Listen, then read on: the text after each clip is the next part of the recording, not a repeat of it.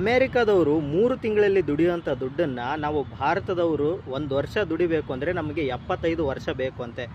ಇದನ್ನು ನಾನು ಹೇಳ್ತಾ ಇಲ್ಲ, ಖುದ್ದು ವರ್ಲ್ಡ್ ಬ್ಯಾಂಕ್ ಹೇಳ್ತಾ ಇದೆ. ಇದರ ಒಂದು ರಿಪೋರ್ಟ್ನ ಪ್ರಕಾರ ಅಮೇರಿಕಾದ ಪರ್ ಕ್ಯಾಪಿಟ 37,000 ಚಿಲ್ಲರೆ ಡಾಲರ್ ಇದೆ. ಆದರೆ ಇಂಡಿಯನ್ಸ್ದು ಪರ್ ಕ್ಯಾಪಿಟ 2,600 ಚಿಲ್ಲರೆ ಡಾಲರ್ ಇದೆ. ಪರ್ ಕ್ಯಾಪಿಟ ಏನು ಅಂತಂದರೆ ಒಂದು ದೇಶದ GDPಗೆ ಆ ದೇಶದ ಟೋಟಲ್ ಪಾಪ್ಯುಲೇಷನ್ನ ಡಿವೈಡೆಡ್ ಮಾಡಿದಾಗ ಬರುವಂಥ ಒಂದು ರಿಸಲ್ಟೇ ಈ ಒಂದು ಪರ್ ಕ್ಯಾಪಿಟ. ಅದು ಅಮೇರಿಕಾದು 37,000 ಚಿಲ್ಲರೆ ಡಾಲರ್ ಇದೆ, ಇಂಡಿಯನ್ಸ್ದು 2,600 ಚಿಲ್ಲರೆ ಡಾಲರ್ ಇದೆ.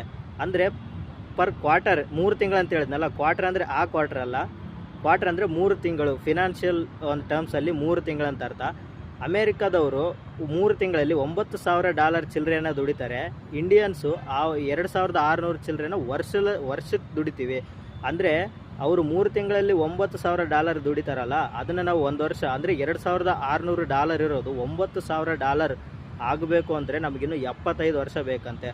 ಸೊ ಇದ್ರ ಬಗ್ಗೆ ನಿಮ್ಗೆ ಏನು ಅನಿಸುತ್ತೆ ಅಂತ ಕಾಮೆಂಟ್ ಮಾಡಿ.